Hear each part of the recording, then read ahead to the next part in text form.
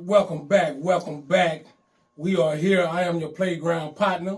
And you know who it is. It's your favorite cousin. And we're here for another episode with the extraordinary General Mike Payne and the original Black Panther Party. Yes, sir. All right, make some noise. You know what I'm saying? We are here. We are back. And you know how we do, General, when we get you on the show. Oh, yeah. We're going to ask a whole bunch of questions. I hope you're ready. Yes, Can't sir. turn back now. This is it.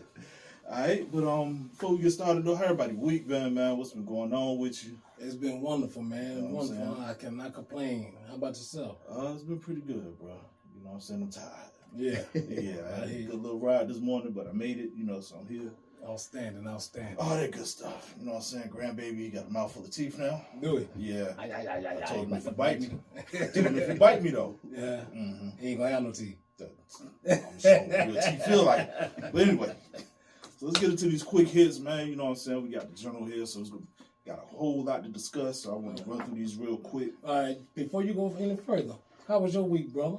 My week was good. Busy. Had a good week. A lot of training. Okay. Been doing a lot of training, and it's Training. Yeah, Training. our combat training. You Yeah. gotta get it in there, and Yeah. make sure. Yeah. Yeah. I know I said I was going to show up. Yes. Yeah. Welcome anytime. You know what I I mean? don't know about that. Well, look, I'm gonna tell you the truth. I'm scared. No. Same thing I told him off camera. I said, well, I don't know about that I'm one, bro. scared. No. Hey, I got an artificial hip, a bum shoulder. Hey, what we say, iron sharpens iron, so it's all about learning. Yeah, we don't never take it Kind of personal. like aluminum right now. Like Tin Man, you know what I'm saying? Like, Tin Man got old, yeah, get that oil All on. them up. Yeah, Right. So I don't know if I'm ready for that one yet, man. Okay. Let's go into it. So Donald Trump says he's going to eliminate daylight savings time. How Says is that it has- possible? I don't know. But he says it has a small constituency, Uh-oh. but shouldn't. He said it's an inconvenience and it's very costly to the nation. Hold up real quick. Constituency. Yeah. Almost got me, I'll but I wait got for me. you. You almost got me. You know what I'm saying? And for those who don't know, that's basically a group of people who support us. What y'all think about that? You think you can actually eliminate daylight savings time? I've been trying to understand it ever since it was first mentioned. I don't see how it's possible. Okay. I think you can say it. Yeah. You can say it. Yeah. I'm just wondering, though, like, at what point are you going to eliminate it? Because I need you to eliminate it when it get dark at like 8.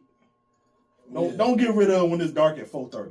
Right. You know what I'm saying? Because I just can't do that part. Yeah.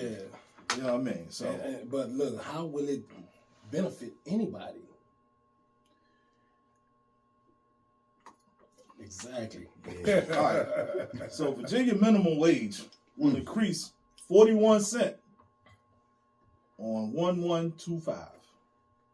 The new wage will now be $12.41. That's $12.41. The General Assembly tried to pass a larger increase. The Senate and the House of Delegates said yes to the larger bill. Governor Glenn Youngkin, I think that's how you say his name. Yes. He vetoed it. Of course. He said, nah. But if that would have passed, it would have raised the minimum wage to $13.50 for 2025 and $15 in 2026. Wow. So what do you think about that, man? That whole 41-cent increase, big money. You know what I'm saying? Well, to be honest, what I'm feeling right now, anything is better than nothing. I mean, we already know that they are greedy, stingy, so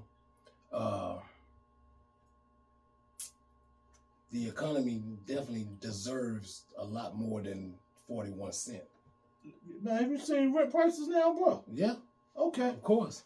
Yeah, they want $2,000 for I think we in New York or something. Hold up, bro. Look. Well, it's headed that way. You paying me $12.41 an hour. Tell me I got to make triple to move into a spot. Hey, that's funny that you say that, because I seen something where they said the lady who work in the office don't even make triple. Make enough to live there. Right, she don't make enough. So, Oh man. Well, I don't know. What do you think about that, General? What do you think they just do about this 41-cent raise? Big money. it's a lot going on as far as, food has went up, everything has gone up. 41 cents, if you think of what minimum wage is right now, and to ask somebody to live off of that or support their family off of that, it's you definitely need dual income and multiple ways to make your own income. You can't just rely on your job no more these days. You gotta really get it. So yeah. I mean, I made pretty decent, and I'm looking at $12.41. I'm like, oh, that's how much y'all gonna give me for my raise that's coming up, $12.41. Because you can't be starting me off there, right? You definitely can't be starting me off there. Yeah. This is what I'm 2 times, right? Okay, so it's like 24 or some change. That's what we're talking. Nah, okay. All right, so Louisiana. This is actually an old news, but I just saw it, so it's new to me. So I was getting ready to say represent, but I want to hear what you're going to say first. No, go to represent. I'm always repping. Okay. I'm always repping. That's what's up. Louisiana, first state to order that child predators, ep8, have their testicles removed if the victim is under 13 years of age. Law went into effect August 1st. Oh. Only applies if the offender is over 17. Oh, no. Say that again? Yeah. So basically, they cutting people nuts off. Right. You know what I'm saying? If you're over 17 and you sexual assault someone who's under 13, no. they cutting your nuts off. I don't like the numbers. I think they nuts should be cut off if they rape anybody. Period. That is true. You understand what I'm saying? Mm-hmm. I don't care what the age limit is. Well, I guess they say if you under 17, you know how it go. Once you're under 17, that's like your juvenile record in most cases. Now, my only fear of that, is the person that years later comes up and finds out that person ain't do it. Like the lady that lost just came out now. What happened? Brother that lost his nuts or something. Somebody cried. I don't know. And I mean, for those that actually did it, great. Lose them. But I agree. But just man, catch a raw deal like that. Whoa, right. Both of them? He said, "Whoa, both of them." Maybe if they're undecided, they just take one. Yeah, like, all right, I don't know how they too bad. But I'm glad you brought it up because we just had that case too with the young lady who just came out now. 20 years later, said that the Duke lacrosse team did that to her. Right, she made it up. Yeah, but it's like I think people like that, you need to get their punishment. Whatever jail time they was going to get, because so she got to lose messed up their life. Ovaries. And that was my other question. So what happened to? She got. What happened to women though? Like it's just like you're going to take the dude nuts. What happened to the ladies if they? Is it equal? Right. I don't know. What could you cut off? That's Okay. And see, I think a little deep on that too because why would they pass that law in Louisiana? Obviously they know something. You know what I mean? It's a lot of that going on in that state. Mm-hmm. A lot of it's going on. The Super Bowl coming and all that. Nah, I'm just playing. I don't know. In some countries they take the woman's clitoris off so she doesn't experience pleasure. So if they're taking the man's nuts off, I guess they should have to. Yeah, I guess use that rose now. Yeah, take the whole vagina. Good luck. Oh, you gonna put nothing. 3 of them, Jay. You need a bouquet. You know what I'm saying? I ain't messing with y'all, man. Don't you start, man. I'm not. I'm telling you. Yeah, that's all I got for the quick hits, man. You know what I'm saying? All right. But before we get started, though, because it definitely was something that you said you wanted to mention on camera about the difference between y'all and the other Black Panther parties. Let them know why they not like us. Oh, wow. So we had to put out a statement. And when we did this, it was no shade, or anything of that sort. It's just the reality of the situation. We are the original Black Panther Party. Mm-hmm. We go by the original because we follow the ideology of the Black Panther Party for Self-Defense that started in 1966 by Dr. Huey P. Newton and Bobby Seale. So, with that said, a lot of yes, absolutely. Oh, and I like that. You know what I mean? Shout out. So, with that said, we ask other organizations and other groups of Panthers and whoever. If you are under a different ideology or methodology, do not hold us at your standard, because you don't come from where we come from, and we're not coming from where you come from. Don't expect us to move like you or do as you do. Don't get mad when you see us doing whatever we are doing that's against whatever you're doing. We don't come from the same place, and historically, I know a lot of people try to connect it and different things like that, and I get it. And I know everything started, with, as far as, if we could say, Pantherism, started with, Dr. Huey P. Newton's Double Seal. There we go. Right.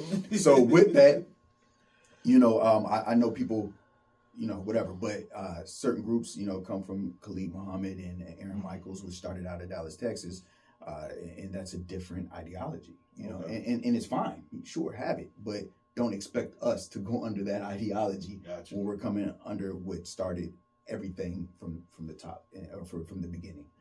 So we just had to put that statement out because some people tend to get their feathers ruffled a little bit if they see us doing something that they don't do.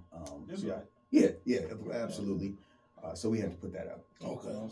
You can't stop. You can't stop. Question: what you gonna do? Is there a possible chance of unity?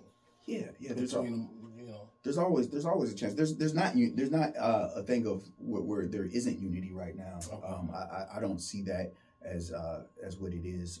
I don't see there being any problems like that. If we were to be attacked right now, the Proud Boys or whoever is out there, whatever did something, everybody's just get to work. We're getting to work. Yeah, it's time to go to work. And that's just how I personally feel. And as far as our organization and things of that nature. Now, will we be, working with everybody on a normal basis and things like that? But because of some political situations or things internal situations that have happened that haven't been resolved, I just, we stand back and we just do our work. You know what I mean? We just stay to ourselves and do our work, mind our business, and keep it moving. You know what I mean? Yes, sir. Makes sense, man. Definitely. Now, before we actually get into the interview, I definitely want to congratulate you again on the marriage. You know what I'm saying? Thank you so much. And because it's been a year. Yes. Yeah, it's been a whole year already? Yes, sir. Okay. Well, not for us. Oh, okay. But since I've seen you guys. Right. I'm about to say, I'm like, whoa, okay. Yeah. Get it right now, because I don't know. But I do have a question. Next June would be a year for you all. Right? Correct. Yeah. Okay. But I do have one question. Yes. At the Vanguard Awards, you made a comment. And I'm going to get to the question, but I got to lead up. I'm with you. You made a comment, and you said, my wife has a mean front kick. You were in front of her when you said that comment, so I don't know if you saw her facial expression. I did not. That's a good thing you did. Okay. I'm going there to ask this. Comparing before marriage to after marriage. Right. And I've seen some photos. Okay. Of some different combat situations. Yes. Just throw that in there. Right. How many times do you get invited to the dojo per week now that y'all been married versus before? Is it an increase in frequency, or is it still about the same? It's about the same. Same. But the sneak attacks have been increased. Okay. Yeah. It's just a timing, ain't it? You been there brushing your teeth. What you gonna do now? Right. It's good training. You wake up and somebody's choking you. I don't know if that's ever happened to y'all. I got slapped out of my sleep. I haven't been choked, but I definitely been put to the break. Hey, bro, who is? I don't know. I consider that good training. You might be doing something like you said, brush your teeth, washing a dish or two. Next thing you know, you feel a choke come up. Hey, you got to get out of it. How you gonna get out of it? It's good training. Yeah. Okay, that's what's up. I was just wondering. I was like, man, I know, just can't imagine. Hey, bro, come on. Put on the gloves. Let's get to it. And I seen her work. Oh, yeah, yes. Yeah. One video, I don't know, she did something because she looked mad. You gotta be me. That's the only explanation. You know what I mean? So, yeah, that's all I had to ask you. All right. You know what I mean? Oh, man. Gonna hit it with the nuts, bro. You want me to set it off? Yeah, you want to do it? It don't matter. Okay, Man. well, I set Set it off. So, yeah, we get it rolling. I do want to talk to you about something that I seen early this year. Mm-hmm. I Kill Niggers. Yes. Yeah. That was definitely something huge. You know, y'all went out to Powhatan. Correct. Spoke at the school board meeting or something like that. Right. Yeah. Yes, sir. But I also noticed too, when I seen like your Facebook posts, y'all mentioned seeing the babies and them talking to y'all, telling y'all about like the racism they face every day. Correct. Yeah. So what was that experience like, just being there and hearing like, you know, hearing it from the babies and then going into that meeting and having to deal with that also? Yeah, that was the hard part. It was really heartbreaking because, you know, a lot of the children had said that, you know, that their first day of school, you know, they're excited, like any kid, you know, they're excited to come to school and whatnot. First day of school, they're being called monkeys and you know, whatever else, you know. It was hard to hear, you know, and what was crazy, it wasn't even just black children. That's what was crazy. It wasn't just black children complaining about the issue that they have at that school. You know, it was multiple people of color, and there were some white kids as well. Telling them they have kids with Confederate flags on their backpacks, walking around, saying all these different things. It was very hard to hear that this is in this time is still going on that openly in the school, and the teachers aren't doing anything about it. Nobody's helping these kids. I think one child said he had a pear smashed in his face, you know, stuff poured over their heads, and you know. But then if you fight back, then now you're the aggressive black guy. You know, right. It was tough. So we definitely had to go there and try to make that clean that up a little bit. Okay. So what was the outcome of that? Like, what happened to the young lady, first off, who put that on there? Did anything happen to her? Publicly shamed, but for the most part, just the normal suspension, you know. Slap on the wrist technique. Yeah, absolutely. They did come out, the police came out and confronted us with some information saying that, you know, they were, we made some arrests on this, that. He telling me about cases that we don't even know about. You know, I'm like, we didn't ask about that. We're not even here for that. But okay, you know. So he's trying to give us all these, you know, oh yeah, we arrested such and such for such and such, you know, other, you know, discrepancies that they've had racially in that town. And I'm like, okay, well, you know, thank you, but what about right. What about this? This girl that wrote this or had somebody write it on her arm and was bold enough to post it, and this is what y'all do. And it got to the point where it wasn't even about just really getting her expelled and suspended. That the point after hearing all the children talk was, well, you guys have a bigger problem than the I hate niggers on your arm. You know what I'm saying? That's just a small piece. Yeah, that's just one thing that leaked out. We're hearing from tons and tons of kids that's brave enough to come up to a microphone and speak. And the sad thing about that, and if you've been to the school board meetings, they tell you they force you to say your address. So these individuals that go up to speak now, if there's any of these racist folks around, which there are, they got the information. Now they got your address and you got to worry all night and day. So I think that has to be looked at, addressed, and changed as well. Right.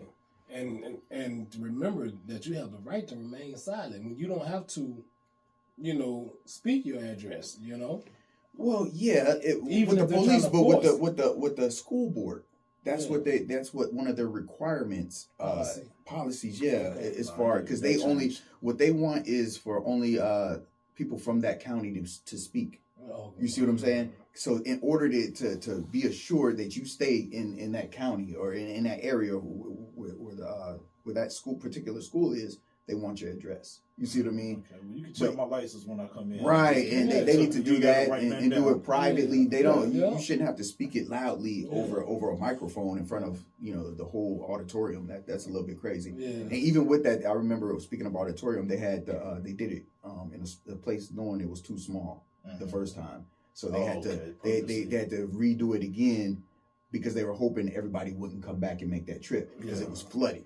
You know, Yeah. so we made sure we came back the next time too. You know what I mean? Yeah. Because that's what they wanted. They wanted to disrupt it, so that Right. way it's like, okay, they ain't gonna come back. You know, but no, we show back up. Hey, Yeah. we forgot. Yeah. Every time if needed. Yes. Yeah. Mm-hmm. Definitely. Yeah. So, since we're speaking on things of that nature, I would like to speak on the not guilty of Daniel Penny, Mm-hmm. the New York subway, the killing of Jordan Neely. Yeah, exactly. Yep, I got that here. Yeah, The Michael Jackson impersonator Oh, in New York subway. okay. Yeah. You know what? I did not even hear about it. Yeah. I did not even hear about it. Yeah, the white guy choked out and homeless Jordan Neely. He was a Michael Jackson impersonator. He was homeless. That was earlier in the year, right? Yeah. Okay. Yeah, I did. Yeah. Early in the year or last year sometime, Right. I think. Choked him out because Mr. Neely was screaming at the top of his lungs, saying that he's going to kill everybody. Right. I think he was asking for some help. Something happened. Had a mental health issue. Yes, sir. Right. Yeah. What's your thoughts on that? Yeah. And the one who did it was what rank? I think he was Marine. Marine. Right? Yeah. So I think when people just do the job of police or interfere or whatnot, I think they should automatically. I don't care what you were in. I don't care how high or low in rank you are. I think if you intervene and you break the law and you do something that you're not supposed to do, then I mean, I don't. What were they trying to say? The threat was that real? I don't think it was. He could have called the police. Right. Yeah. And that's what they would tell us if we did that to somebody else. They would tell us, "Hey, you should have called the police or whatever." But the fact that he took the law into his own hands, they would say that was us being vigilantes if we did something like that. So, I think he should have been looked at the same way. Exactly. But, of course, we know why. And And he initially said he was trying to protect everyone else, of course, on the train, and he didn't want to he didn't want nobody to get hurt. But Mr. Neely got hurt. Right. Yeah, and he couldn't have handled it no better than that. Like, right. What about just restraining him, holding him down anything? I mean, you're pushing him off the train, talking to him or something, trying to calm him down. Yeah, and no type of de-escalation. No, he de-escalated real quick. Yeah. You know what I'm saying? He went beyond de-escalation. Right. Right. You know what I mean? But, I'm with y'all on that one. I think that was definitely crazy how that worked out. It's like, I understand, somebody said, I'm gonna kill everybody up here, and it's like, but sometimes people talk, but I'm like, if you can restrain them. And where did you see the threat? Like, where besides the words, besides the verbiage, what was the threat? Did he have a weapon of any sort? No, right? And anybody who's been on the NYC, it's always crazy stuff on the train. You know what I'm saying? It's nothing. I don't know if this was his first time riding or what, but it's a show. Every time you go up there, yes, it is. Yeah. Definitely. And then also, too, anybody that's talking, I'm going to kill you. Right? Yeah. You done too much talking for me. Yeah. You done too much talking. If you was about it, but But I do want to ask you, too, because immediately after that, the BLM leader of New York called out for black vigilantes after this situation. When I first seen it, I was like, whoa, I don't think that's a good idea. So I'm wondering, like, do you think that would be a good idea, or is that like a train wreck waiting to happen if black people start doing that? Because they're basically saying black people need to go out and start, handling stuff. Yeah. So I think first and foremost, every leader, right? Every leader who calls out for such a thing should lead that march should lead that charge. I think that the leader should be there. Lead by example. Yeah, leading by example. But like Trump should have done on January the 6th. But with that said, I think the reason why a lot of these things continuously happen to our people is because they know that we will not die for one another. We will not retaliate. Retaliation is a must when we do it to one another. Right. Retaliation is always on site. Yeah, but you got to ride for King Von. Like, Right. That's how it goes. They locked up now. Yeah. Right. Yeah. But as soon as it's the true opposition, as soon as it's the oppressor or someone of that nature that robs us of the life of one of our people, all of a sudden we want to throw our hands in the air and just march about it. Right. And not to say you don't need that too. I think all things, but why not have that same energy? When the police come in there in your neighborhood and unlawfully strangles or kills one of our people, well, where's the energy you had when the brother came and did it from the other neighborhood or whatever? Keep the same energy. And I do think honestly, until we start retaliating in some form or fashion, it's going to continue. Definitely. And also too with that case, I wonder like who else is on that train, because you see this happening. That's what I think. Nobody interviewed. You could have stopped old boy from choking him out, killing him. You know what I'm saying? So it's like, there's a lot of things that happen wrong in that case to me. You know what I'm saying? So, and in on the New York trains, you always see if something does happen, people just continue reading their paper. They mind their business. They get up, move to the back. That's it. There's no action. I'm just mind my business. Right. Nothing. So that's because, man, this country has groomed everybody to live in fear. So everybody is rooted in fear. Yeah. But too. They don't want to. We in the South. Up north, they just move different. Yeah. You know what I'm saying? Like down here, you can say hi to somebody. Up there, it's like, man, don't say nothing to me. Don't even look at me like right. Hey, I'm gonna tell you, I had my first experience with that back in 01. I'm walking in Manhattan. Look, I'm speaking to people. I'm from Louisiana. If you drive past somebody's house, you speak to the same person. You drive past their house 100 times, they sit on the porch, they'll speak every time. How you doing? I go to New York, I'm walking down the street, catch eye contact with somebody, hey, how you doing?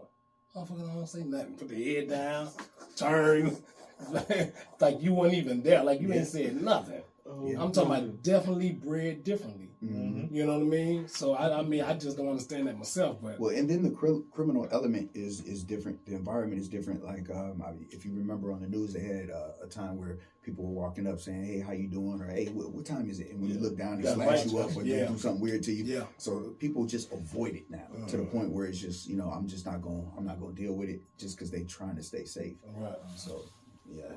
It's a tough cookie to crack, Yeah. Well, I just know when I ever do go up there, I ain't saying nothing. Put my Timbs on and mind my business. You know what I'm saying? But we as black people, we have to break that cycle. I know when I was in New York, I did it like an experiment. I just walked around and said, "Hey, how you doing, brother?" And I transferred the energy like that, and most people said hi back. Most people did. It just really depends. Body language is a very, very big thing too. How you say it, eye contact, things of that nature. Sometimes you just got to read the room. Sometimes in certain individuals, you can almost pick who will and who won't. So now, question though, when you did go to New York and do that, did you have on the Black Panther? No, I didn't. The regular clothes. What I'm saying? That might be a little different. Then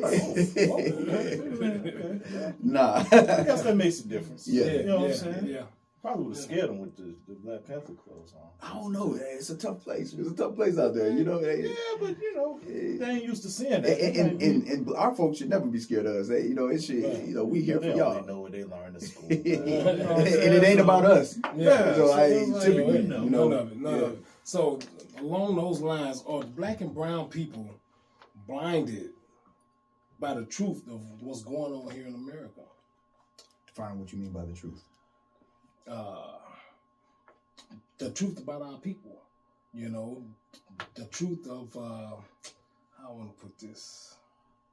Come on, break it. Remember, we see average. See average. Don't do that. Average, bro. Don't do that. You trying to confuse us now. Nah, I ain't trying to confuse you, man. But you know, the truth of what America has kept away from us. Mm-hmm. You know, I should have elaborated more on my question, but because they've kept a lot away. So I need to know what you mean. Like, what are we? Well, our truth, and you know, I've noticed that some of our people and brown people, you know, they tend to transition to the other side. Other side of what? White people. The other side of race. Okay, yeah. okay. The other side of race. You know, I don't want to say it, but say it. No. Say it. It's all good. You know what I mean? Yeah. So, yeah. So your question is to make it simple. Okay. Give it to me. Yeah. See average, baby. See average. Yeah. Because I want to make sure I give you the right answer. Okay. So, because I want to say a lot. Please do. Say it. No. Say it. Here's the thing. No, say it. You know, press the goddamn button. You know. Right. You got me in the hot seat. You go ahead and say that. I'm C average, man. No, but it's fucked up out here. Yes. You know, mm-hmm. And I was trying not to say all that because I've been working on my cursing because he knows it. He forgives you. He forgives me. All right. I have a talk with him later. But it's fucked up out here, man. And yes. I was watching something the other day. Maybe it was a commercial or something. And that's what led me to this question. Okay. I'm going to use this commercial as an example. I seen a Peacock commercial, right? Okay.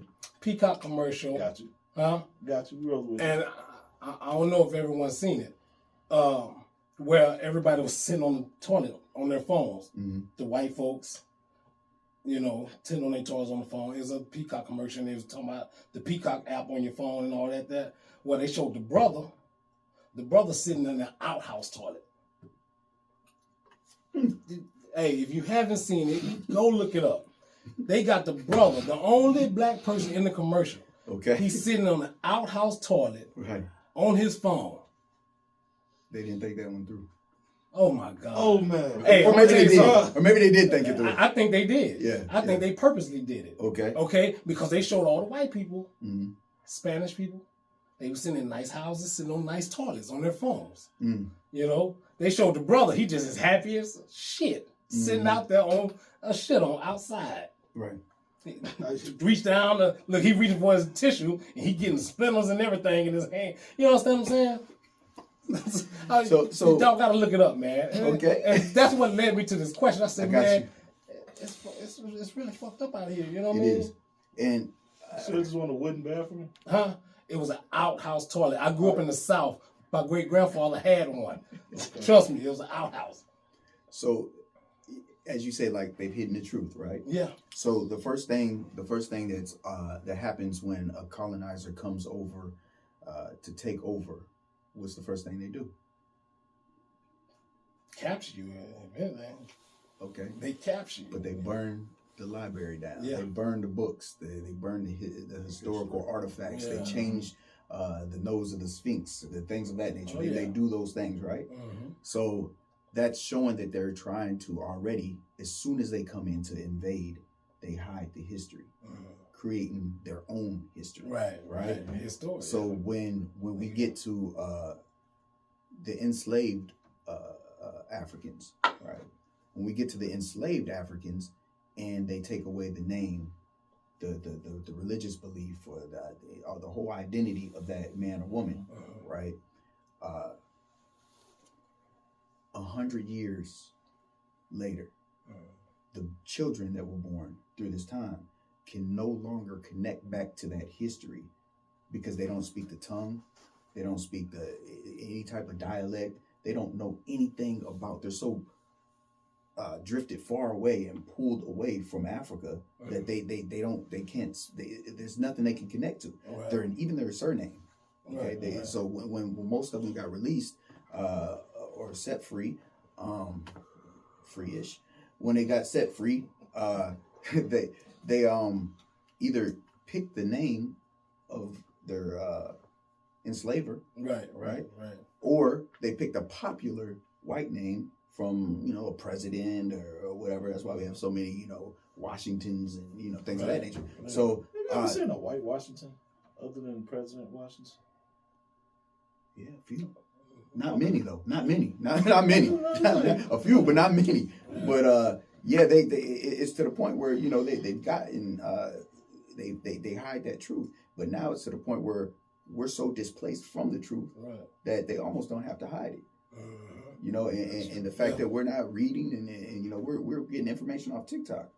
People with different agendas and stuff like that. Yeah. They're not reading. There's history out there. There's And they'll show you the truth, and you'll be like, man, that ain't what's real. Yeah. Right. You know what I mean? Now it's a conspiracy. Everything's so. Yeah.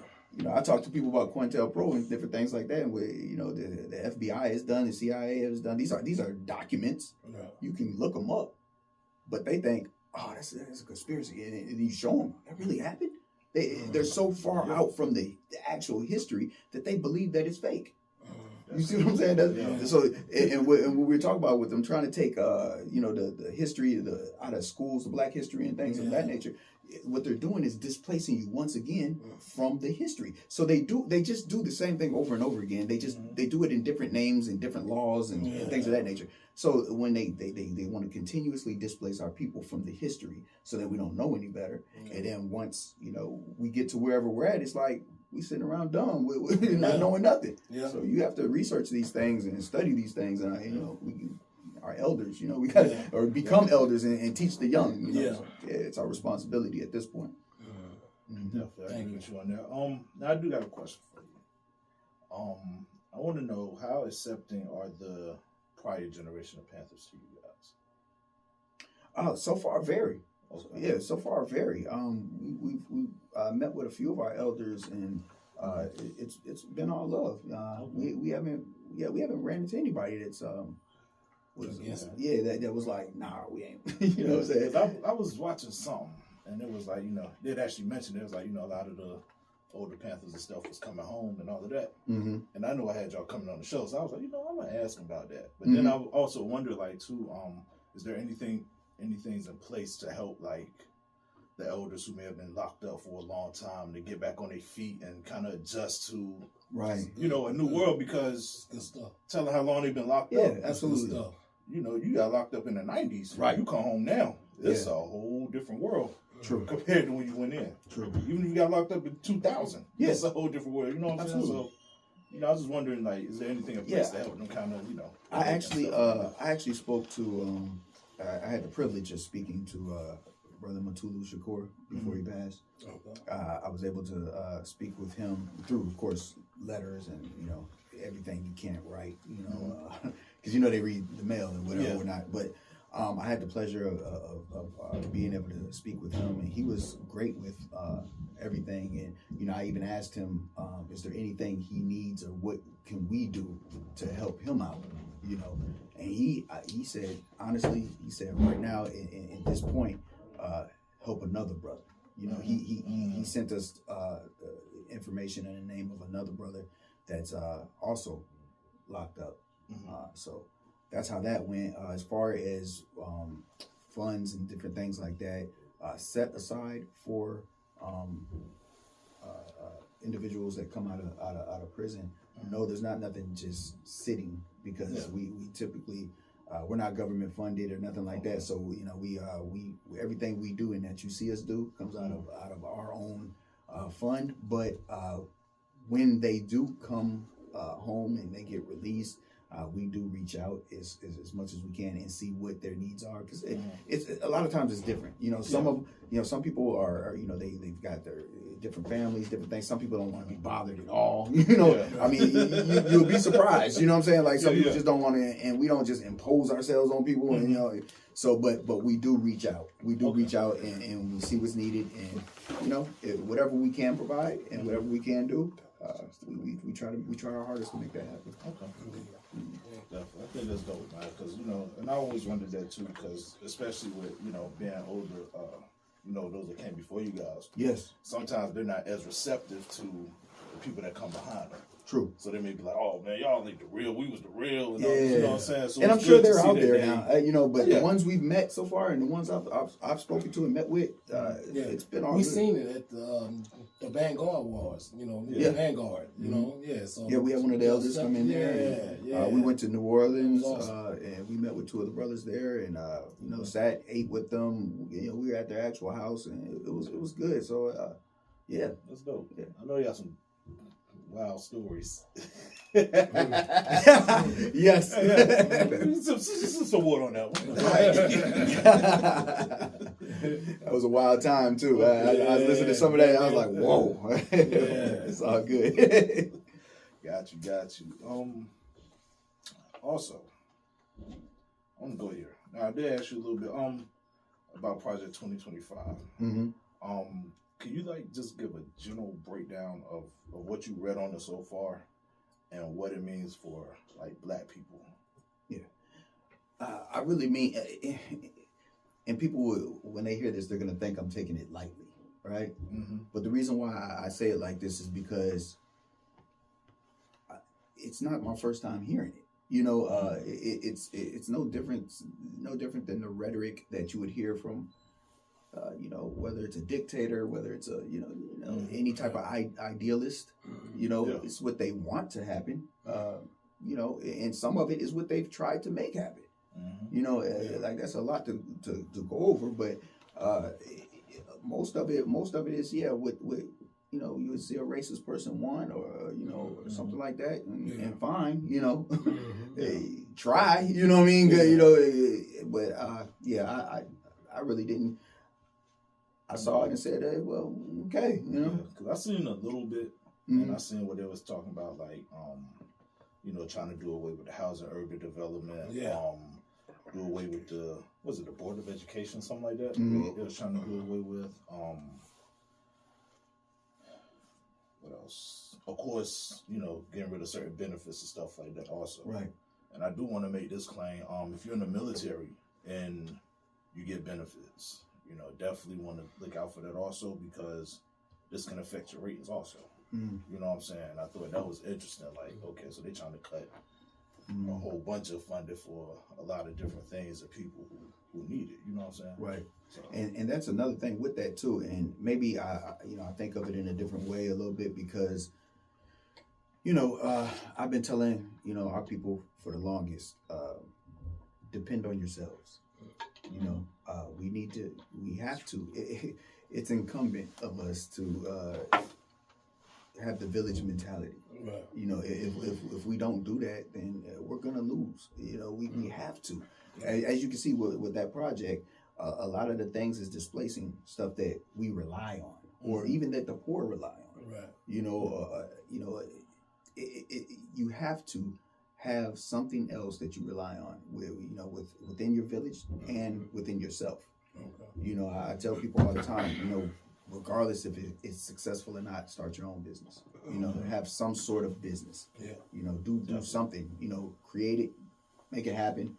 File it as a failed business. If it fails, help you on your taxes, whatever. But whatever you do, make sure you have something that can help you out without relying on everybody else. Speaking of that too, real quick, I want to go here because when you said start your own business, I was just thinking about it, and I know a lot of us would be like, "Man, this is corny. It just ain't gonna work." Mm-hmm. But do y'all realize there was actually a woman who was charging people $2,000, or was it $4,000? One of them numbers, to go out in the woods and just scream out their frustrations. Really? Yeah. I forgot what it was called. But I was like, now why have I never thought about just charging people to just go out to the woods and just scream and yell and tear up stuff? You mean to tell me all y'all, and there was a lot of women doing it too. It was mostly for women. They doing that with the what's the axe throwing thing, and you can go in these places and break stuff. But hold on, bro. But see, they charge one fee. She's charging them 2 bands just to take them to the woods and yell. I wish I had thought about that. Do she own the land? It don't matter who owned the land. She charging them $2,000 to go out in the woods and yell, and they paying it. Hey. My favorite right now is You know what I'm saying? the young brother. You saw the young brother? Which one? Go and cuss your boss out for you. I No, love that man. one. Oh, that's So great. sad. Yeah. Oh, it's beautiful. It's beautiful. What? So say you have a problem with your Yeah. supervisor or whatever like that, right? You go report it to him. Yeah. He come in and cuss him out like he's you. You know? They tell you you've been charged with this, that, and third. Hey, I love it. I don't knock nobody hustle, man. I love Hey, it. man, Get your hustle on. If you can find a bunch of people that want to pay it, do it. Hey, everybody, get your hustle on. Wow, that's outstanding. Yeah, he got a little uniform and everything. He go in there and cuss you right on out. Lord. Yeah, it's pretty That's cool. insane. So along the lines with the Project 2025, Walmart has made the decision to pull all of their diversity products. Yes. So you've heard of that. Mm-hmm. So what are your thoughts on that? You know, my mother's in outrage. She's boycotting Walmart. She hear Walmart in her house. She gets mad. Fuck Walmart. She gets mad. That's So- why we going to Target. Yeah. Hey, she is. I think Target's at Walmart. 50-50, right? Yeah. They're with 50-50 for their diversity. I mean, Walmart Republican and Democrat. They donate to both, I believe. Okay. So. But Walmart pulled them. Target the next spot. So No, Walmart they have made their stand on it. Mm-hmm. That they are pulling all of their product. yeah, and look when they really did it. Yeah. The timing. You Mm-hmm. see, once the boy got up in there. yeah. So Yep. I think our mistake is black people is thinking that these places that supposedly target us. I think I think it's our mistake for thinking that they are with us or that this is for us just because they use us. Right. You know, no, they want our money. That's it.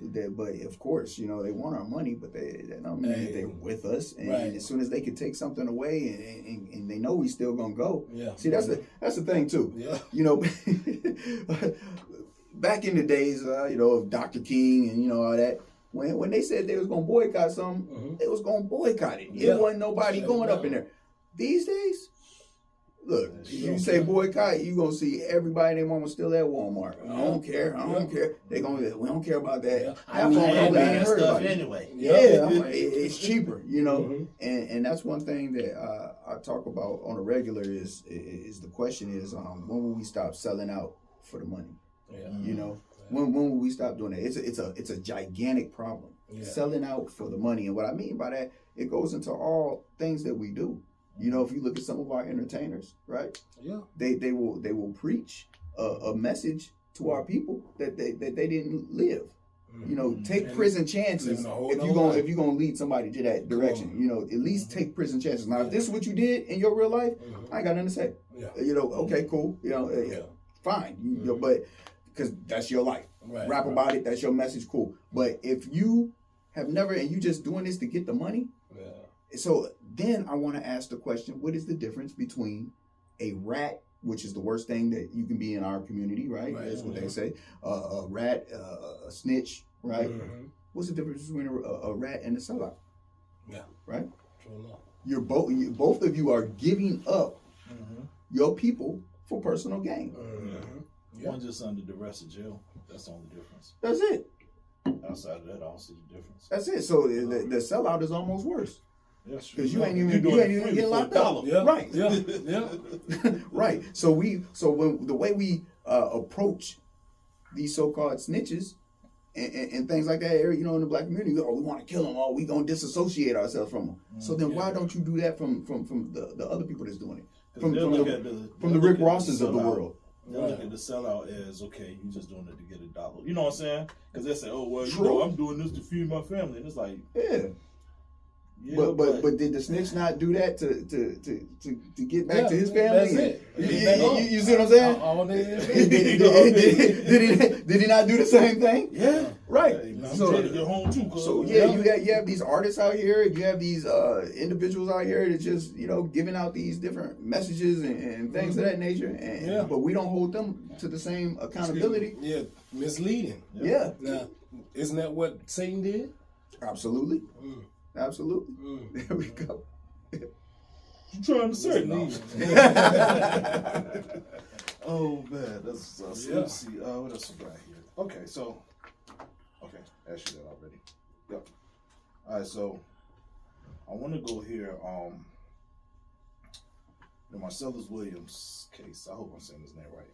Marcellus Williams did the 20 years on death row, innocent, executed. Even with the evidence to prove he was innocent, right? State still carried it out. Correct. You know what I'm saying? I want to take that case and I want to add it to the fact of what our, up and coming president said, that he will grant immunity from prosecution to the police and stuff like that, right? With that, what do you think the future holds for us as Black people? When you look at these kind of situations, and you can almost pair them, like, okay, the police can do whatever they want to us, they get immunity. The state can have 100% evidence that we're innocent, and they can still carry out executions. Right. You know what I'm saying? Like, what is that? Where do we fall as Black people in that situation? Like, how do we even protect ourselves at this point? Yeah, and that's what I was talking about a little earlier. I don't see the change from anything that was in the past. It's just a new way of doing it, but making them, I don't even want to say they're making them more accepting now, because it's like it was widely accepted back then, but now it's kind of like, at least before they would try to kind of mask it. Right. Now it's like, yeah, and that's that's us believing in the illusion. I don't believe in the illusion. You're not gonna sit here and tell me that we have a justice system that's equal, or even in our benefit. So I don't think that, I don't expect, I have no expectation. Now sometimes, sure, a brother might get off, or whatever the case may be, but for the most part, no, it's gonna be what it is, and they're going to execute. They're going to, especially a Black man. I just went to the me and my wife, we went to the Blacks and Wax, right? And when what's that? Tell us about that. What's that? Okay, yeah. If you don't lose your point though. But tell us about Blacks and Wax. If you haven't gone, Blacks and Wax is a really dope place out in the Baltimore area, right? And it has a lot of our people in wax figures, to where you can actually see. You can go into a underground, into like a little ship area, and it shows how they packed the enslaved people. It shows, even up to, maybe the 60s and 70s, I believe it was, where they cut off the genitals and burned our people with babies coming out of them. They had this all for you to actually see, right? So these lynchings and we just they just passed the anti-lynching law, like that's recent. Yeah. What is that, 2022, right? Yeah. So they're just passing these types of laws for our people, and we're in 2024. You see what I mean? So with that said, and with the Blacks and Wax and all that, this is something that's not uncommon. They continuously harmed and tried to kill and murder our people. Even when we have the so-called black on black crime, and a brother kills another brother, they've gotten rid of two in one shot. One goes dead and the other one goes to jail. So, I was saying earlier today, now we are almost, not all of us, but our group of our people are puppets without strings. We're doing the work for the oppressor. They almost don't have to do much. They just have to reset stuff every once in a while. We're automatically out here just doing it. You can see it every day. He got on red, he got on blue. They would take each other out. Right. Yeah. Easy. And drugs, all that. Everything. Put the drugs in there. Yeah. You remember a time? I think you guys can remember a time when Bean considered a crackhead or a drug addict was like the bottom of the barrel. Yeah, like you, you look at him and laugh like, man, you messed up. You Go know, get his car, man. Yeah, he You know what I'm done. saying? Now it's glorified. Yeah. Now you pop pills and all that. You out your mind. It's a great thing. And this is in our destructive music. You see what I'm saying? Like it's crazy. So yeah, to that point, it's nothing surprising. But until we come together as a village, and it's almost cliche to keep saying that because it seems like it's never going to happen. But I say even in a small number, it ain't got to be all of us. I ain't got to say every single black person in America has to unite. Yeah. But get as many as we can with what we have, and we have to start making things happen. I believe it will happen. We keep speaking it. It will and it shall be. Yes. Even then, you got to differentiate who's actually on your side. Though. Right. Because they just say skin folk ain't kin folk. You know what I mean? So, lot of William O'Neills out there. So it's like you really got to know who's with you or who's not. You know what I'm saying? And see, that's the scary part. Yeah. That's where my anxiety kicked in at. You know what I mean? Because you don't know who to trust. Yeah. You know what I mean? And it shouldn't be this way at all. It shouldn't, but you know, if we go back to what was said earlier, it's just like in the past, like in the they said we tried to hide amongst the Africans. And that didn't work out for us too good. Yeah. You know what I'm saying? Yeah. So Yeah, and with that we have to you said something really we have to look at where we come from, right? Where we come from, there was plenty of resources, Africa, just our culture. We're always inviting to other cultures. We let people in our culture with no problem. Yeah, too much.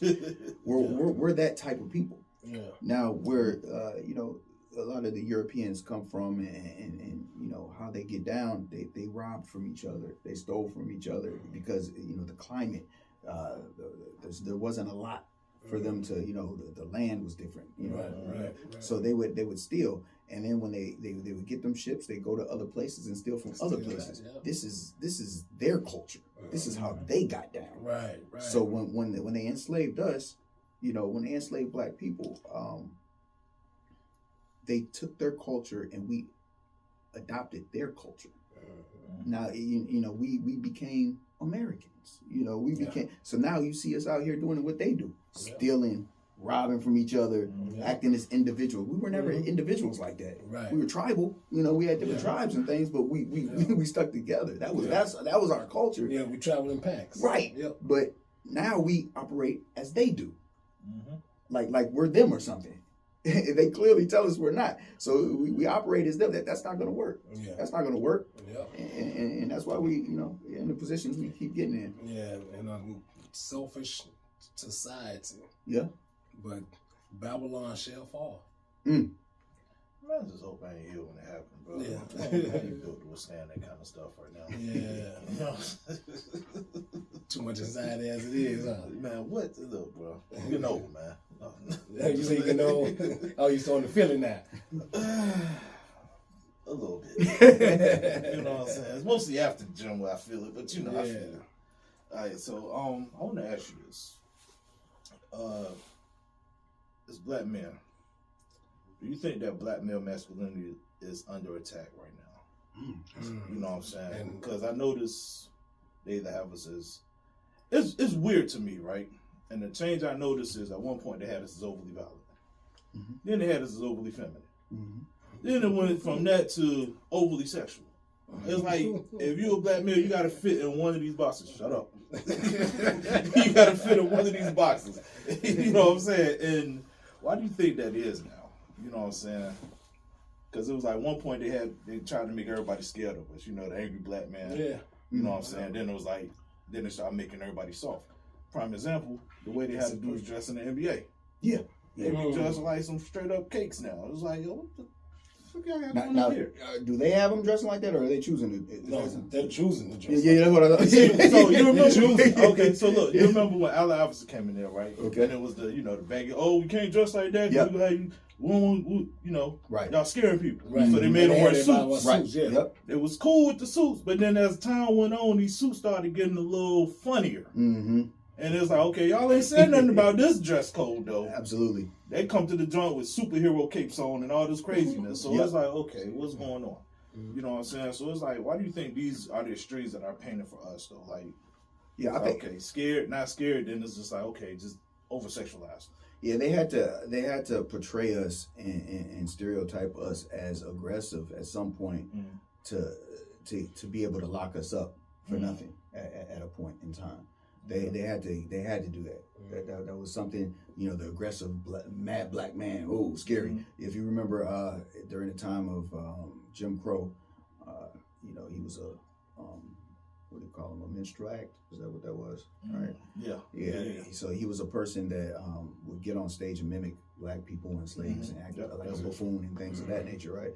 So one of his objectives was to make the black man look like he was always going to rape the white woman. It was scaring the public into thinking that that's just what all black people are here to do, right? So then that gave people a reason. That gave the public, it's propaganda is what it is, but it gives the public the reason to want to lock them up and do these different things.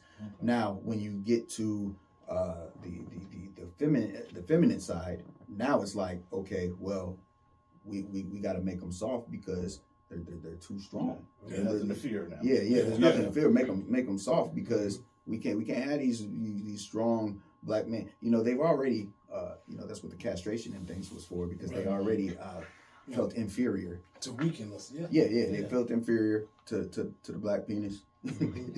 You know, they felt inferior to the size of the muscles.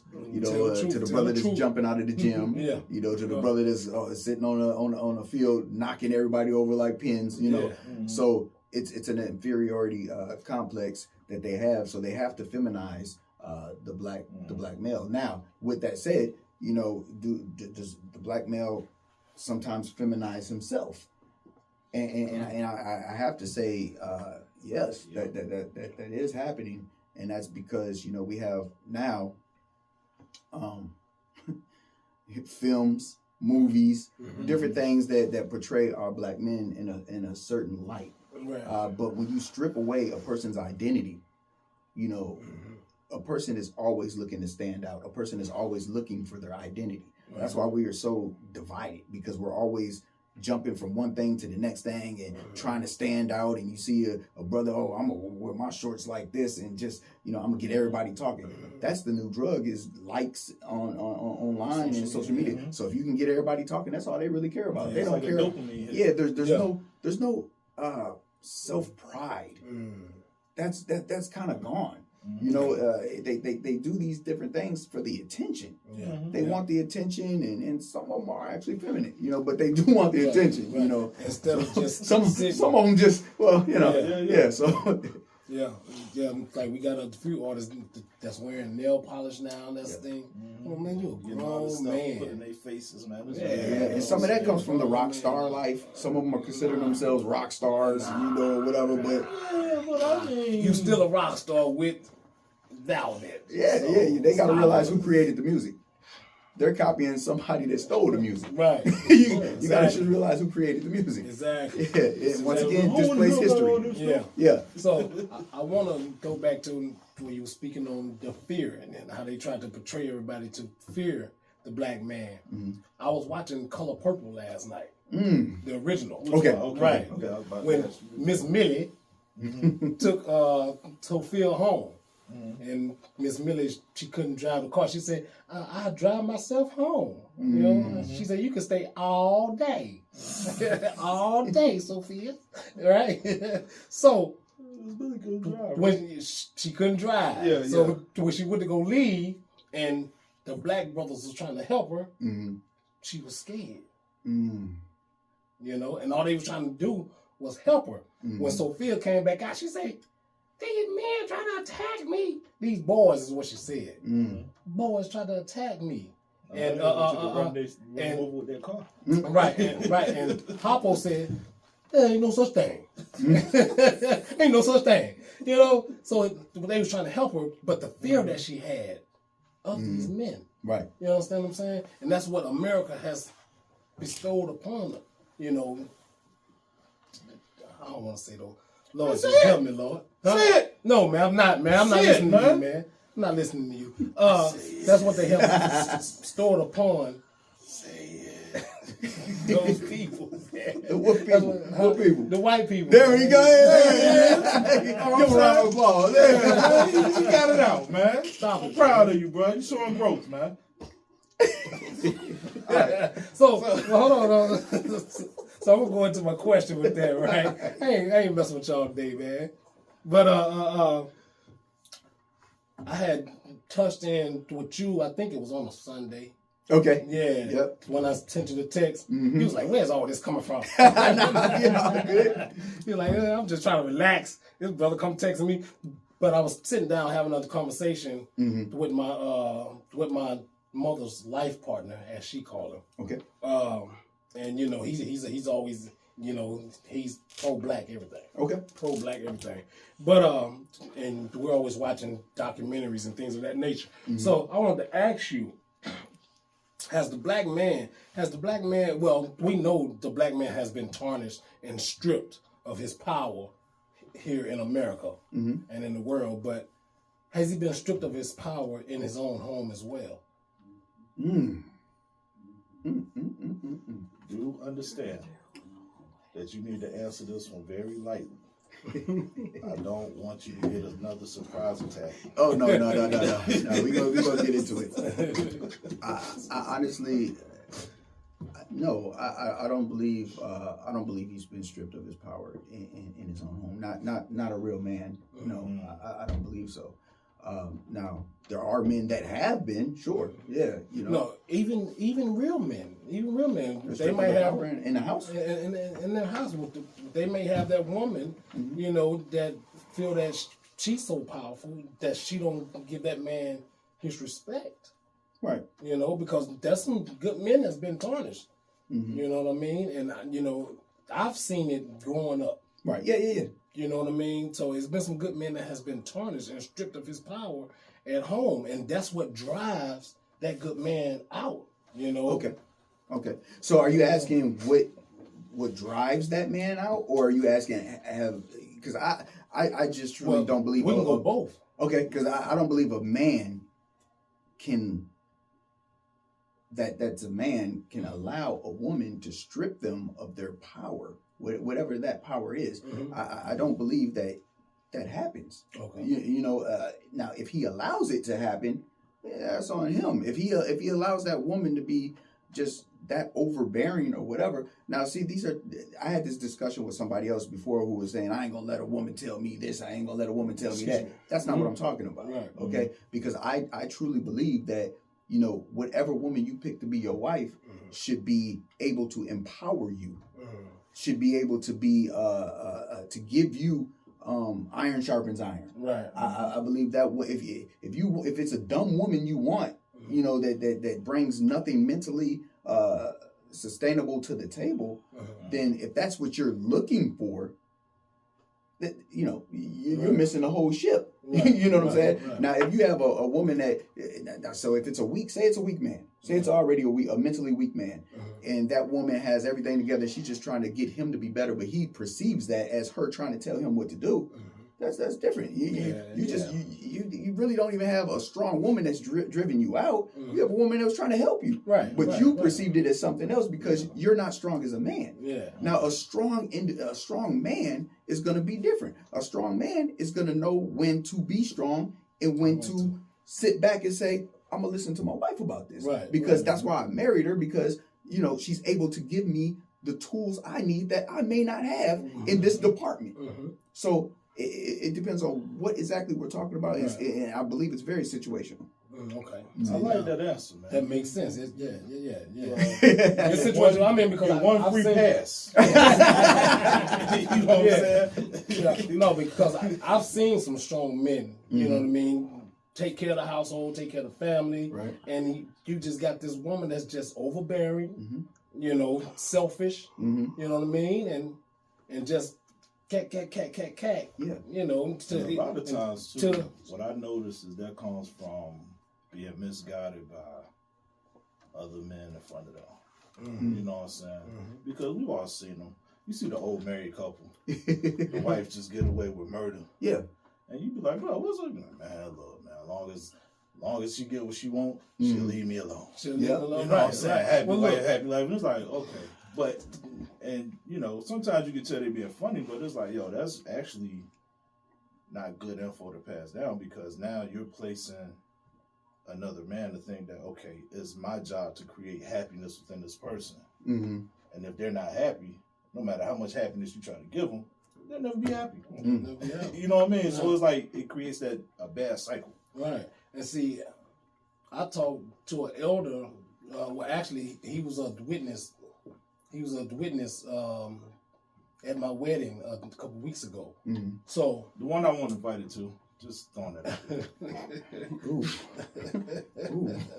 I mean, I ain't saying nothing. It wasn't a wedding, man. It was a justice of the peace, man. Little heat on that, but not a lot. It shouldn't be none. It shouldn't be none. Because if I would have called you, oh man, I'm busy. Congratulations. What time did you go? What time did you go? I went early in the morning on a Monday morning. You was at home sleep. I was probably working first shift. Yeah, so you know. Anyway. Well, this elder, he just says, you're just going to have to be quiet. You're just going to have to shut up. Okay. You know what I mean? He said, one thing about marriage, as a man, you're just going to shut the fuck up. You know what I'm saying? You know, that bad advice they give you. So, you know. Sometimes you do got to shut up. Yep. You got to know when to forward and when not to. You know, and I think also a lot of people don't like this word and they don't like the, you know, whatever, but everybody has a place value. The man has a place value. The woman has a place value. And I think each need to know when to stay in that zone. You know, I thoroughly believe that. And then, see, when I say it's situational, I think I say that because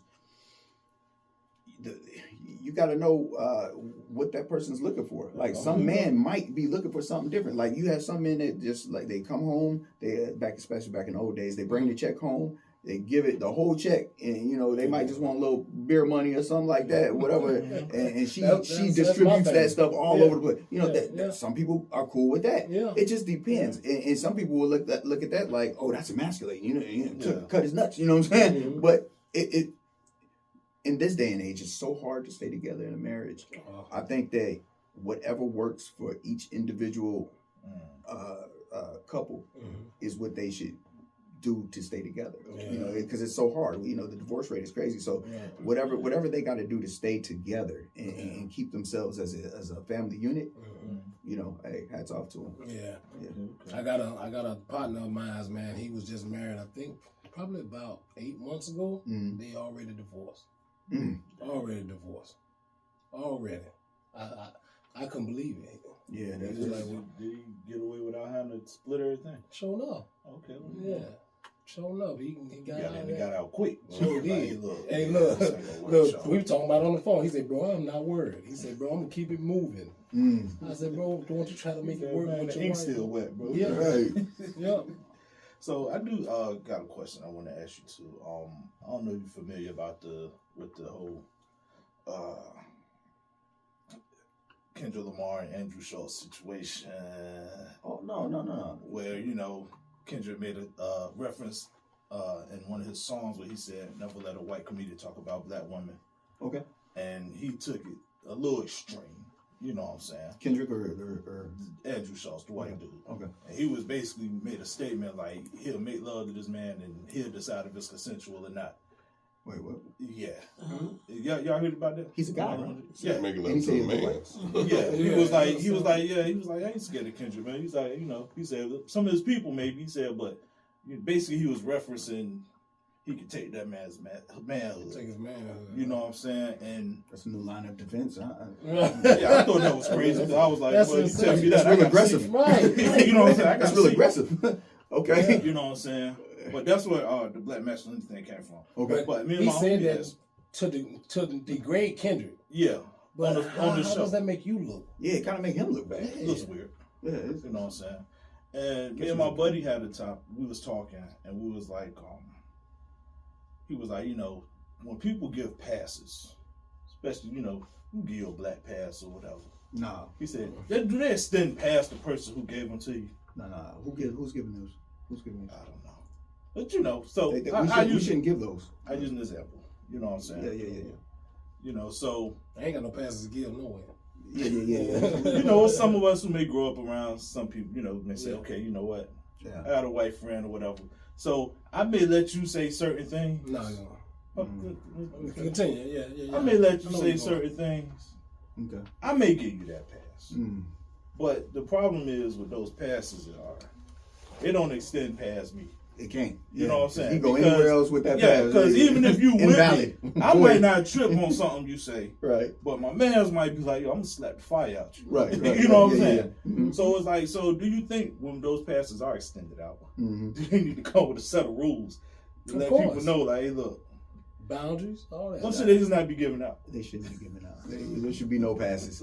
And it's funny you even mention that because it's happening in I've talked to a lot of children and it's happening in our schools where they're giving certain white individuals the passes to say N-word and monkey and all these other different things.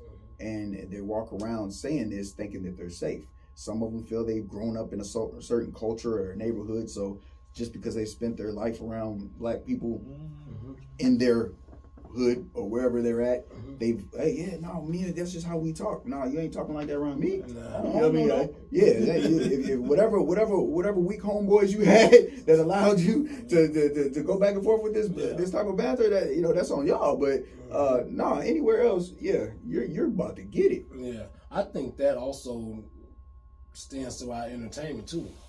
Yet again, I was watching Color Purple. Hollywood does it quite a bit. Why is it okay to do it in movies? Once again, Sophia, when Miss Millie came up and offered her a job, one day you gonna work for me, and she said, hell no. And he said, what you say, gal? I said, hell no. And the other white dude come up and said, you fat nigger. Why is that okay? I mean, why is that okay in Hollywood? Yeah, I understand the picture they're painting, but still. I think that's kind of like extending the past, right? No, if you're telling the story, I don't think so. Yeah, it's especially when it's art and it's a form of telling it's placing a time stamp on things, because if he would have said anything else, it would be unrealistic now. Right. It wouldn't be something that you could look at. So let me paint this picture, okay? Art now. What if you got a white poet on stage, telling a story, painting a picture, and it says the N-word. Okay. Is that not art? It is art. It is art. Not taking away from that. Yeah, right. It is art. Is it okay for him to say it then? They'll sure let him know once he says it. It really depends on the you have to be painting a hell of a picture and whatever else.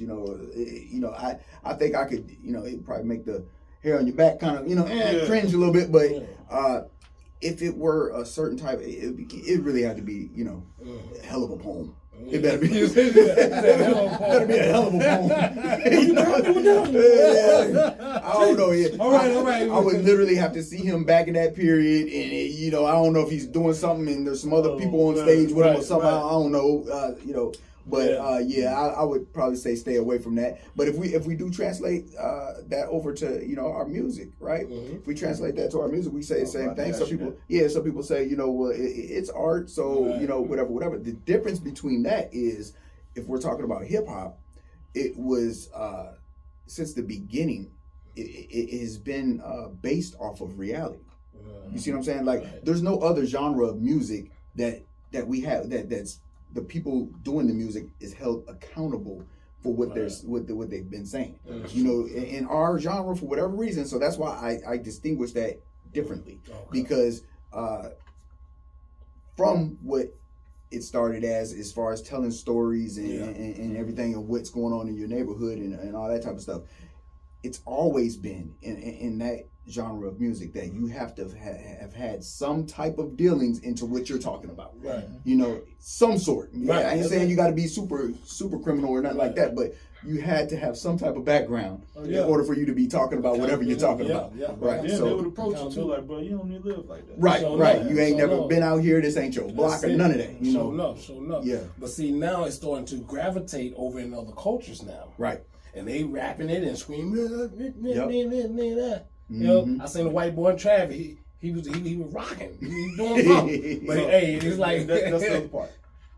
How does the pass get extended there?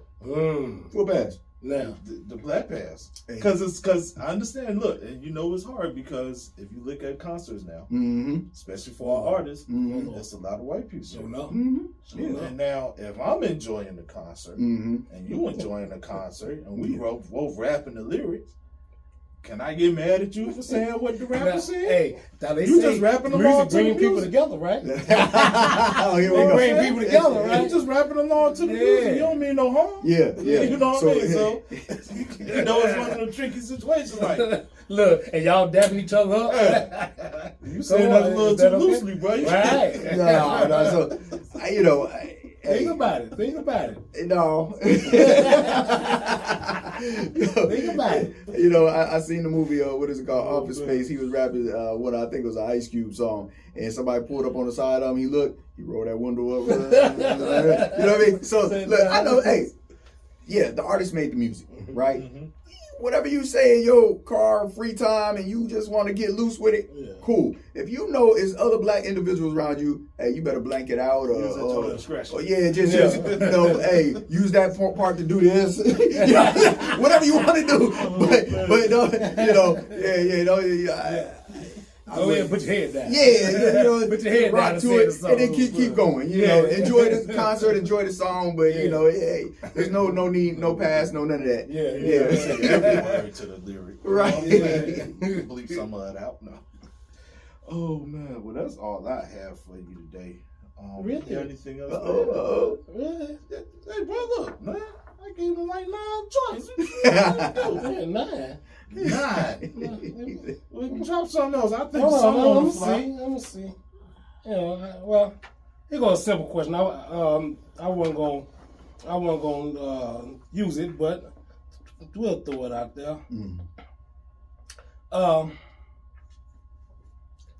The push for interracial dating and interracial marriages. Gotta call you on that one, bro. It's interracial. What did I say? Erasal. Oh, did I really? Yes, you did. Well, thank you 2 for catching times me. you said Yeah, erasal. thank you. Look, I got interracial here, but thank you, sir. Oh, man. All right, now. That's for the C average students out there. He meant interracial. I was about to say, oh, he got me with one. Yeah. I appreciate you. I got you. Hey, I'm No, C it's all average. I good. told you. No, it's good. But hey, on the next episodes, when I say other words on a positive note, you better ring that bell. I'm be looking for it. I'm only here to get words that we don't say on a regular basis. That's what I'm trying to say. And You mess know what I'm up. saying? Yeah. Thank you for catching me, though. Hey, I bro. appreciate That's you. what I'm here for. I can't let you go The out push like for that. interracial dating and marriages. Thank you, sir. All right. Thank you very much. I'm here all night. So, I'm seeing a lot of it, you know, in movies, commercials, you know, and being a black man who has dated white women. Okay. Now, for some reason, I see these things now and I get angry. Get mad, Okay. you know, I don't know why. I'm asking for clarity. Okay. Because, you know, because I don't want to be a hypocrite, but, you know, I've dated white women in the past, but it seems to be like an extensive push now for America. Yeah. And why is that? Well, you look at the control, right? Look at when you have that interracial experience where they're showing it on a grand scale, right? Now you have our women who are already unwed women, right? Our women who are already put down and disrespected, right? So now, with this being shown, it gives almost the mindset to, oh yeah, I need a woman like that. You know, it's almost like the standard of beauty. When they said the standard of beauty was to be this size or that size, everybody went for it. When they say the standard of beauty was super, super skinny, everybody was like, oh, I need that. Now people start wanting skinny. So they set a standard. And then they know the public is going to go for it. So now when you have the black male or whatever going for, you know, a white woman, what do you get? You know, if anything does happen or they break up, everything goes to that woman and her family, and she comes out, you know, the way she comes out, good, whatever. Yeah. But there's nothing, she can't give him that that backbone and that extra. The queen's not now talking to the king. You see what I'm saying? The queen's no longer talking to the king. It's now you have the oppressor's mind for your 50-50 conversations. So when you're sitting here talking and you're looking for advice of what just happened to your child in that school, well, maybe it wasn't racism. You know, maybe it wasn't. Now he's going with that because he's relying on what he knows is his wife, but now he's been made weaker in his revolutionary mind. Right. You see, so you've weakened that man. Yeah. You put a chink in his armor simply by giving him a white woman. Yeah. Thank you for sharing that and you know, clearing that up. I was watching the Jamie Foxx special. I don't know if any of y'all have watched it. I haven't seen it yet. Oh yeah. Well, try to watch it. Okay. Well, I just got this one part. He says, "No more white women," because you know both his children are by white women. Okay. So he says, "No more white women." He says, "Sisters, I'm not dating no more white women." So the sisters start cheering, "Yay! Yay!" Everybody, "Yay!" He says, "At least not in public." Wow. At least not in public. So, but might I add though, there's nothing, and not just because y'all are here. I'm married to a black woman. You know, yeah. My heart was thank you, my brother. I was like, thank you, my brother. Yes, sir. I'm married to a black woman, and I may say, and all my children are by black women. Okay, but there's nothing like a black woman. Yeah, nothing like a black woman. The strength of a woman, her strong mind, and it's so needed. Yeah, definitely, definitely, because it brings you back to reality. Right. You know what I mean? Yep. It brings you back to reality. Yeah, it does. It really does. You need that foundation. Yeah, you know? That helps. Yeah, and then also too, and I'm gonna say this on camera. I don't know if a lot of people don't know, but in a white home, that white father tells her daughter not to mix blood. His daughter. What I say, her white daughter? Yeah. You got me again? Yeah. So, boy, you on the road today, boy. 3 for 3. I appreciate it. Thank you. What would I be without you? But I think, but no, they tell them not to mix that blood. You understand what I'm saying? So, in a black home, I think we should do the same. Okay. You know? Yeah, my woman in my family definitely told me that. Yeah. You bring the white girls up here. Yeah, oh yeah. Oh yeah. Hey, look, I told you this before. My grandmother, she called them pink toes. She said, "Don't bring that pink toe in here." I've heard that. I've heard that. Sure enough. And she stand firm by it. Look, she used to call me, "How you and the pink toe doing?" Ooh. That's my baby. I love you. Oh, man. I love you. Yeah. Joke, yeah, man. Straight up. I love you, Grant.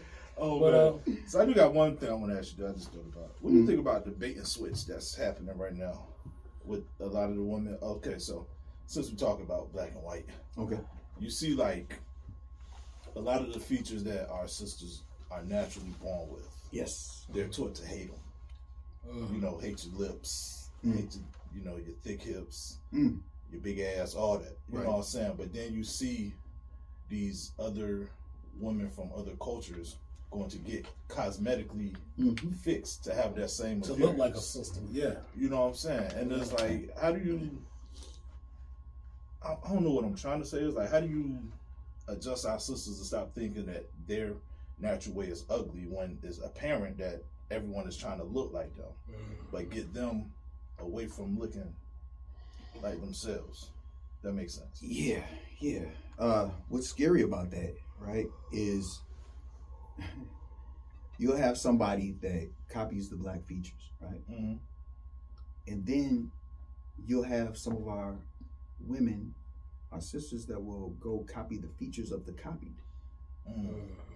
You see what I'm saying? So say we'll just throw out Kim Kardashian, all right? Mm-hmm. So she came out, and did whatever she did with herself, and all of a sudden, even black women wanted to be like that. Yeah. You are already like that. She copied you. Sure enough. She copied you. Yeah. So you now want to copy her. Yeah. So that just shows a loss of our mentality and identity once again. And when you don't know, or you can't even see how beautiful you are as a black woman, and our men, we need to help out with it as well, because a lot of our men are always looking for anything and everything else and saying, exotic is not, black is just normal. But black is exceptionally exotic, everybody, it's a beautiful thing. But I don't understand how to combat that all the way, because like I said earlier, they put out a certain thing of what's beautiful, right? And once that just goes around, people just start doing it. You have to have some type of self-esteem within yourself and know what is beautiful. And if a guy doesn't appreciate your beauty or what you have, then that's not the guy for you, and leave it at that. But don't enhance yourself and change yourself to something else or something different simply because you're not getting enough calls or attention. So it also depends on what type of woman you are. Are you looking for attention? Is that what you want? Right. Or are you a modest type of woman and you're looking for a good, upstanding man that's not going to be seeing you as just your outer pretty appearance? Are you looking for a man that's going to love you for your mind? What are you actually looking for? So it really depends, like I said, on what each person and each woman is looking for.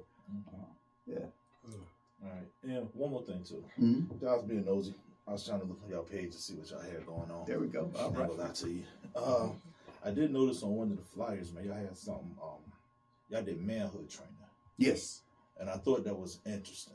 Can Okay. you explain that for those of us who don't know what that is? Yeah, manhood training is giving back those old school values of what it is to be a man. To be a stand-up man. Even stuff as simple as learning how to tie a tie, or things like that, or just how to treat a woman. Being that you have the men sometimes displaced from the house, a lot of men don't have other men to look to say, oh, this is what you're supposed to do.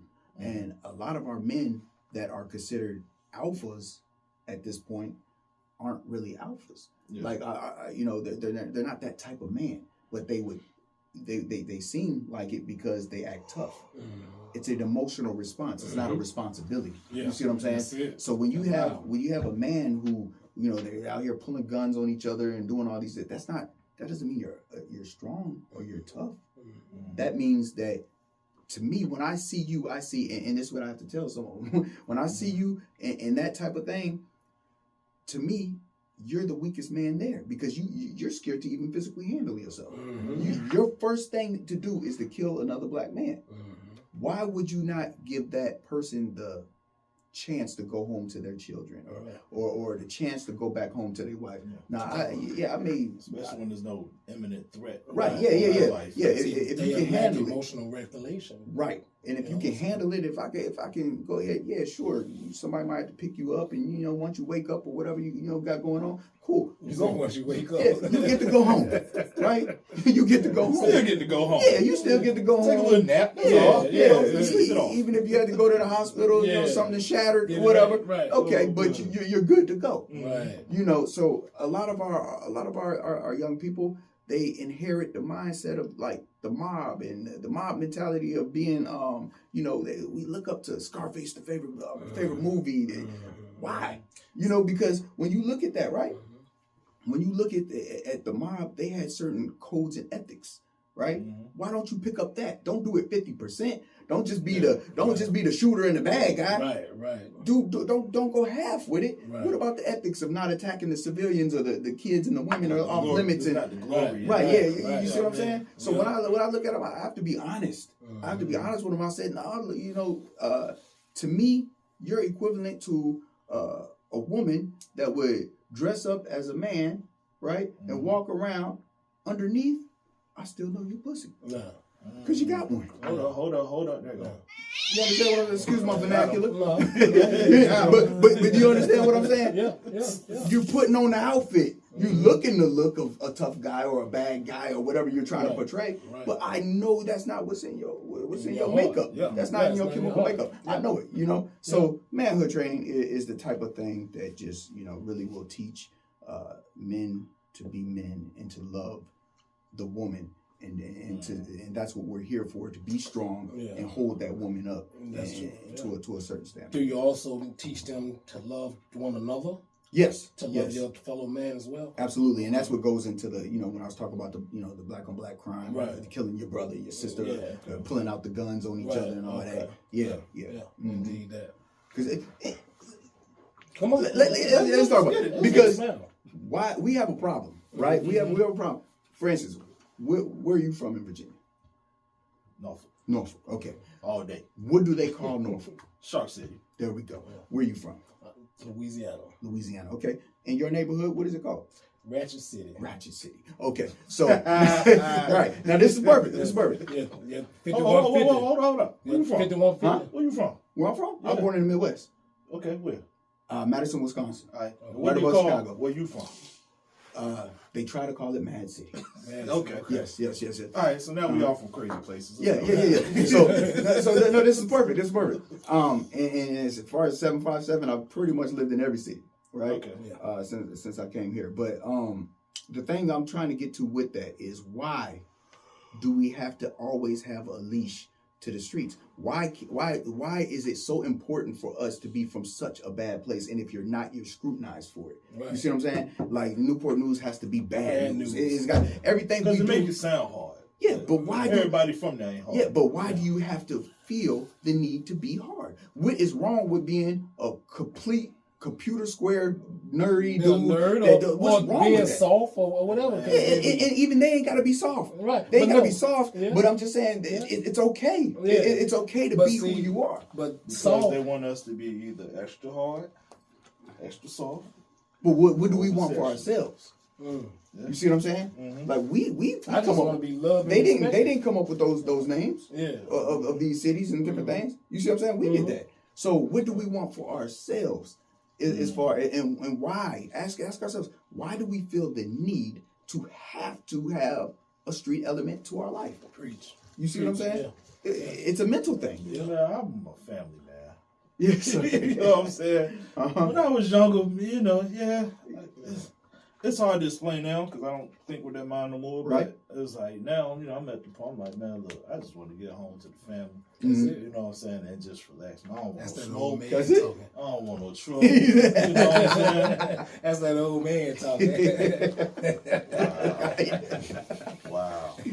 It's okay. Yeah. I'm old too, sir. Hey, I no, go to work at home. That's it though. You know what I'm saying? But when they're younger though, I think what happens is a lot of times, you're trying to find that place. You know what I'm saying? And so you're going to try to glorify what may make you, quote unquote, look better or sound better. You know what I'm saying? It's just like with somebody from New York, and I'm from New York, and it's like, okay, hold up now. You know what I'm saying? And it's like, you're just trying to establish that place. So I think that's where it comes from. Or, being from somewhere, most people don't want to feel like their city is chump, to say it in other words. You know what I'm saying? But there's chumps in every city. You see what I'm saying? Yeah. So like people even from Wisconsin, some people, they'll say they from Chicago just because it's a couple hours away. You know what I'm saying? Just so they sound, whatever. Do you think that happens though to keep people from wanting to try you? I think it helps. You know what I'm saying? Or is that jail mentality? No, because some of them ain't even been there. Okay. I think it does help. I mean, not that they've been there, but it's like it's something that was taken from the jail and brought outside. You know what I'm saying? Because it may be like, you know, if, you know, let's say for Chinese people, right? Okay. We believe all of them know martial arts. Right? Let's be honest. We think all of them know martial arts. And they don't. Right. And they don't. But you don't want to take that chance, so you like, whoa. I'm not even going to mess with homie because I don't want to get bicycle kicked or nothing crazy. Like, we think all of them is from the Shaolin Temple. Yeah, the triads. Yeah, like, the triad clan. Most of them just like us. They can't fight. Right. You know what I'm saying? So it's like, okay, you know.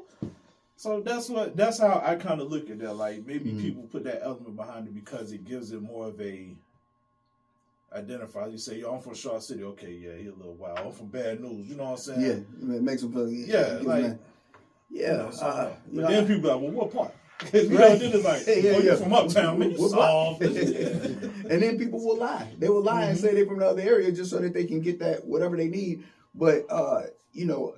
For me, I don't know. It's just hard to look in the mirror and know that you're not who you portray or who you say you are. I think everything's a show and tell. You know, I just remember a time when it was just you you show them they can clown it. You know, because for instance, I was born in like I said, Wisconsin, right? Mm-hmm. You can't walk up to nobody and say, "Motherfucker, I'm from Wisconsin," right? You can't.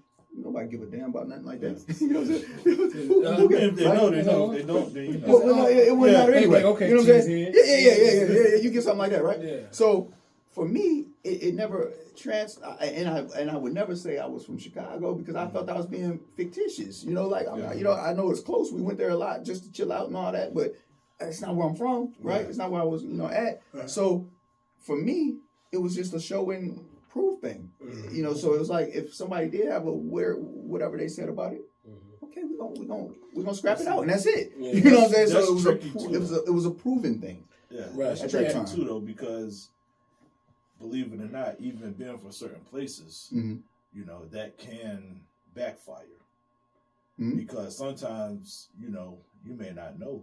You may, let's say, you in Portsmouth or whatever. Right. Used to be P-Town, now Pistol City. Yep. You know what I'm saying? Right. And you'd be like, yo, I'm from Norfolk, but it might be a certain part. They're like, oh, well, we don't rock with them cats from over there. Now you're like, oh, damn. Yep. You know what I mean? Now you jam yourself up. You're like, oh, damn. Like, how do I, so, this is one of them things. Yeah, absolutely. I think it just stems from a lack of purpose. I think if everybody had more purpose, and more of an identity, then where they from wouldn't even matter. Where I grew up at, it was a neighborhood thing. A lot of gang banging, different gangs and stuff. I'm from NTG, that was 19 gangster. Bloods, Crips, all of that kind of thing. So I believe if our people had more purpose and reason for their identity, I believe that none of that stuff would even matter. Or if we had more community centers, you know what I'm saying, who helped children find their purpose, then that wouldn't even matter. You know what I mean? So, awesome. Yeah. I agree with that. That was nice, man. Thank you, sir. It all comes from my C average. I got you. So I want to ask you one last thing that I actually just thought about when you was talking about the manhood training, right? So a lot of times we see people saying like, you have these men who are raised by single moms. Yeah. And they're like, well, why do they disrespect black women or single moms or whatever? You know what I'm saying? And I actually just thought of this. So, do you think that mind frame comes from the way they were raised? And what I mean by that is like, a lot of women don't get along with women. Okay. So, do you think that man is taught how not to like women? Like to be catty? His mom. Like on a catty type? Yeah, like on some stuff, because they say, oh, these dudes just disrespect women all the time and all this. So it's like, and I be wondering, like, well, where does that come from? Like, well, he had to see it from somewhere. So are you saying that comes from the single parent household with the women, or does it come from the dual household? I'll say more so single. Okay. Because it's just, you may just have that feminine element raising that son. Mm-hmm. You know what I'm saying? And so then what happens is like, okay, if that's all he knows, so he sees his mother like argue with women all the time, whatever, Mm-hmm. he's picking up those traits. So that when he gets older, he doesn't have that respect for women that most men would have. Mm-hmm.